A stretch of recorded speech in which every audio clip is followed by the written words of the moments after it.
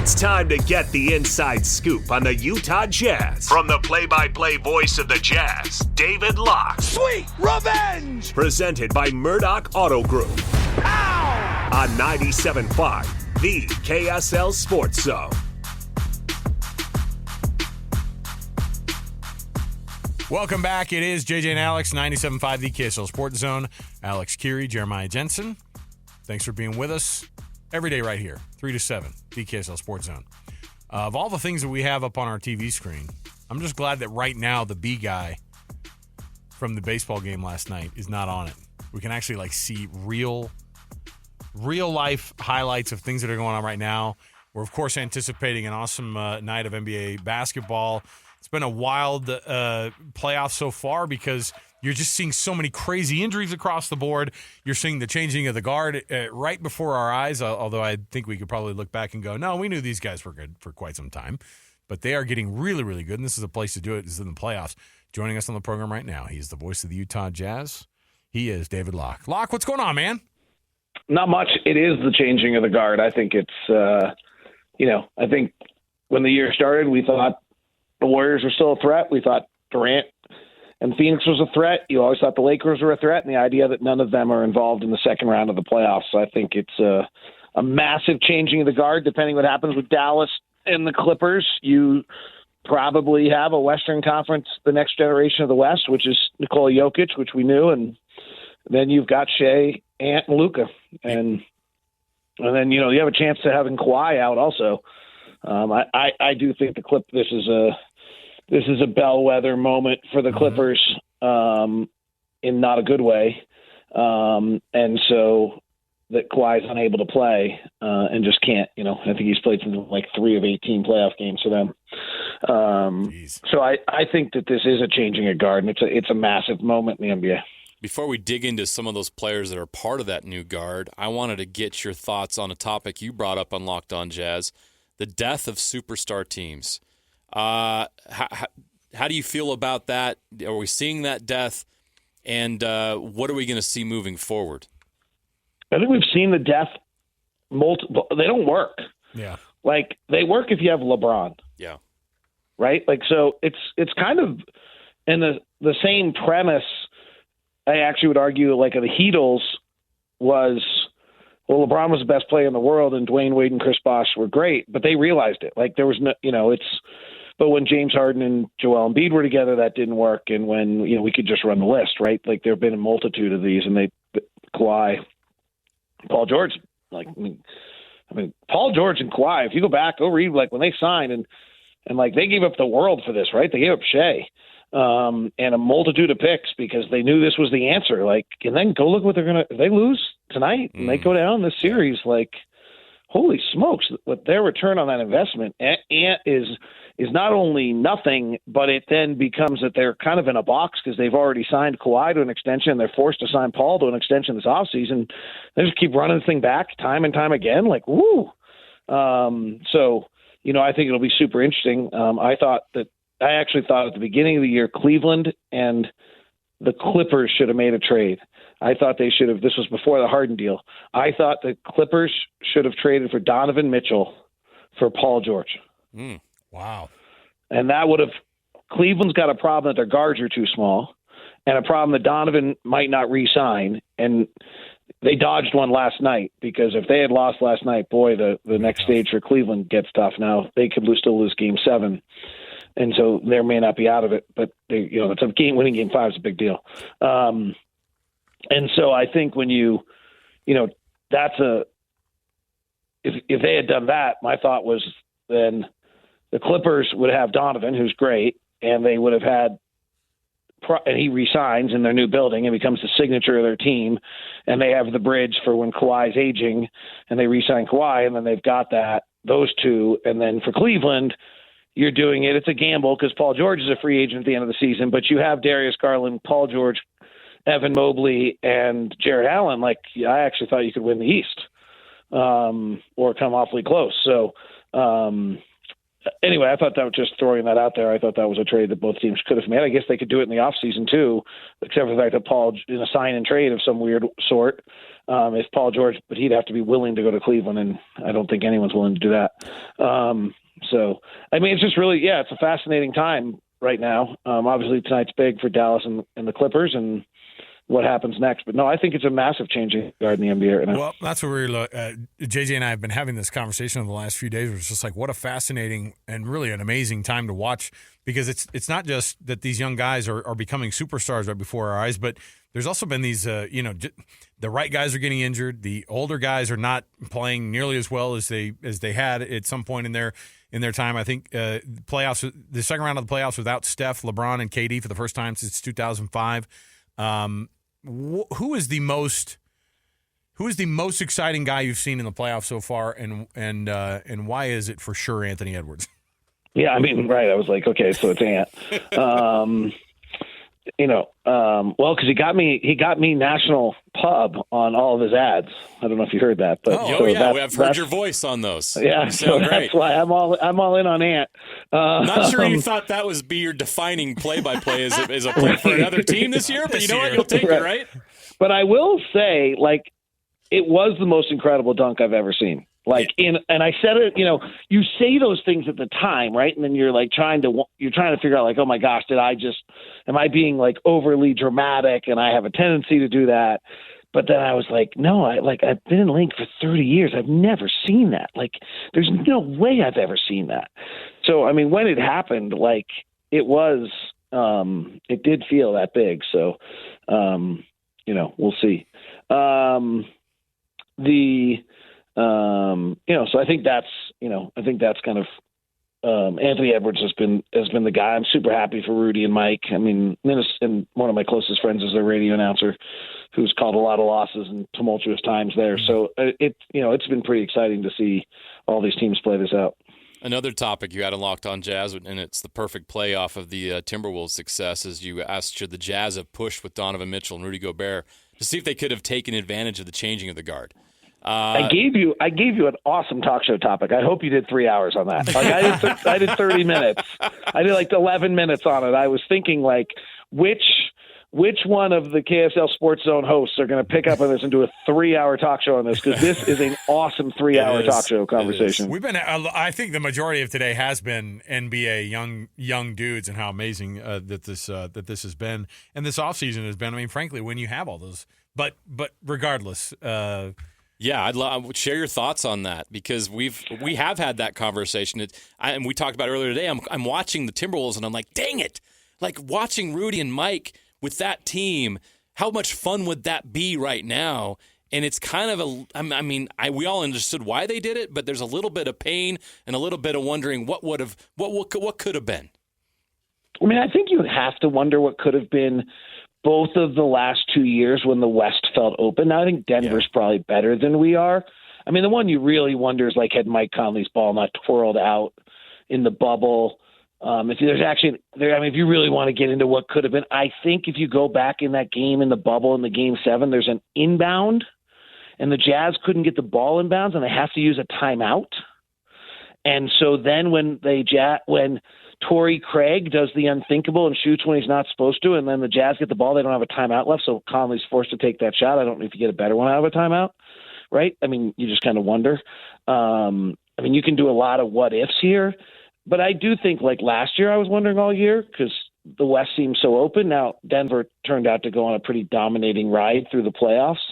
And I think you have to wonder a little bit today, too, like if there's this changing of the guard, and there is, there's obviously a gap to be filled right now. Oklahoma City and Minnesota have thrust themselves into it. Could have the Jazz, with more experience and more years, and maybe it's with a different coach and Will Hardy, done the same thing? Maybe, but on the other end, you have to kind of look at, honestly, where were we? I think, had lost in the first round 3 of the 4 previous years. Like, I love Donovan, but I don't think he's Ant, Shea, or Luka. Yeah. Right? Like, He's not that. And so, well, then you're kind of missing that piece. Like, it's nice that Rudy and Mike are both there, but, like, they got Ant. Like, Donovan, I don't think he's Ant. Maybe, but so it does. Yeah. I mean, I think it's a legit, like, had you known in a been able to look into the future and see that this was the window where the Western Conference was going to transform from one era to the other, would have that changed the way the Jazz approached things? I don't. You certainly weren't getting 5 first-round picks for Rudy and 2 solid players and 3 first-round picks and 2 pick swaps for Donovan at that point. Like, that would be the other thing, is you can talk about that, and let's say you decide that, okay, we should have. Okay, well, then what happens if it didn't totally pan out and you lost in the first round to one of these 4 teams? Or let's say you got to the second round and lost, and then Donovan left the man that he wants out with 1 year. Well, you're not getting much. He's choosing where he's going at that point. Like, the Cleveland offer is not coming. You're only getting New York scrubs or the Clippers scrubs or wherever Donovan decides he's going. And you're probably not getting much for Rudy on the backside of his deal now 2 years later with $40 or $50 million on his contract every year. So, I think you'd have to understand that. Like, the Jazz are in a position where this is kind of why I made the death of the super. Like, my point on the death of super teams is if this is really the death of super teams, that's bad for the Jazz. We need these teams to go for the super teams and blow it and have to rebuild their rosters because we have all these picks and we're the answer. And then we go pick up one of those players. Well, and that was the other part of the conversation we had earlier in the show, was like, how many stinking teams now are there with guys that have a person who is now filling in the blank where we saw other people's names in these series, where we saw, teams going in, and you have multiple teams now, and it happens to so be that a good chunk of them are in the West too. Not a good chunk. Like, 8 of the 9 the best players for the next 10 years in the NBA are in the Western Conference right now. So then it's good news that the death of the super team happens, but it's bad for the Jazz, especially right now. And so how does this look from like a long-term standpoint? Obviously, you don't know who the next people are going to be who are going to hit. And so how is it that you can build that in a ridiculously deep West? I don't truthfully have the answer here. Like, I think building a team is crazy hard, and I think, I actually think Danny's right when Danny talks about there is no plan. There was like, I want the plan. What's the plan? Like, well, you want the plan? You want a plan? I'll give you a plan. We lose for 4 more years. There's a plan, and it's the right one. Okay, you want the best plan? If I have to lay out a plan that I promise you we can execute, because Danny's point is like, we traded for Ray Allen and Kevin Garnett. We thought we were drafting Kevin Durant. Well, that was our plan. Our plan didn't happen. So you want a plan, and everyone says, why doesn't Danny have a plan? Okay, here's your plan. We lose next year, and we add a top 5 draft pick, and we lose the year after that. We add another top 5 draft pick, and we lose the year after that, and we add another top 5 draft pick, and then we start to try to win with those 3 pieces, and we use our space to develop, to go fill in the gaps while those players merge up. And then by that time, so that's 2024 we lose, 2025 we lose, and 2026 we lose. Now in 2027 we try to win, and then in 2027 we use Cleveland and Minnesota's picks, and in 2029 we use Cleveland and Minnesota's picks as we ascend to the top and are needing, and then those picks are the things we use to be able to get the 1 or 2 extra pieces as our young players develop. But if you really want to do, like, if you want a plan, that's a plan. I'm not sure Ryan Smith likes that plan a great deal. I'm not sure fans like that plan. Right, but the fact of the matter is, if you're trying to draft players to win a championship, like Luka hasn't won a championship. He's like the second best player in the NBA. Giannis didn't win a championship till he was, 28? I think 27, 28. LeBron didn't win a championship till he's 28. Like, you win at 28. Yeah. It's why Denver's going to win again. That's what we were asking actually earlier too, was so how long, with the West being as ridiculously tough as it is, how long does that Nuggets window stay open? I mean, you do have the MVP on your team, and I don't know how people keep betting against Jamal Murray, but I don't know, he keeps delivering. It's a wild team that we're also looking at and going, boy, they better win again this year because they might not be back in it even in the finals I take next the other year. angle. If history is any lesson, Ant and Shea aren't ready yet. Like, you don't have guys winning championships at 23 and 24 and 25. You just don't. Like, you can't go find them. Like, it doesn't happen very often. Like, what'd Steph win his first title at 27, 28? Yeah. I mean, go run down the list. And you want to go way back. How old were John Stockton and Karl Malone when they finally made it to the NBA Finals? Right. They actually didn't win a title, despite the way we act sometimes. Exactly. Right. I mean, if you want a plan, and it's why I don't really like this. Like when fans talk, I need a plan. Like I saw it again. I got hit with it again today by somebody. Like, okay, well, you want a plan, then we're going to draft players in 24, 25, 26, and 27 that will be ready. They're 18, 19, 20, that they'll be ready in 6 years. I mean, I actually think a lot of what we're doing now, if we can, is we're drafting good players, and then we use those draft picks to go add the actual piece that you really need, and then those are the players that play along with it. But that's, I mean, it's hard. So yeah. I don't have an answer. Like when you ask the question on that, like it's too complicated. And so I think when Danny, the truthful answer, which is no fun for talk radio, is exactly what Danny. By the way, Giannis was 26, or he started 26 that year and he finished at 27. I think the truth of the matter is exactly what Danny said in that press conference. Is like, yeah, you can tell. Like I thought you said it really, really well. Our plan right now is to get better. But if in the middle of July we didn't get an opportunity to get better, then we're going to have to make a change of what our plan is. We're seeing a lot of these teams that have been around for a while competing, the Lakers, the Suns, probably the Bucks flame out here in the first round, maybe the Clippers, as we alluded to earlier. All these teams, could there be some massive roster shakeups in the offseason with some of these teams, and could the Jazz benefit from that? Massive.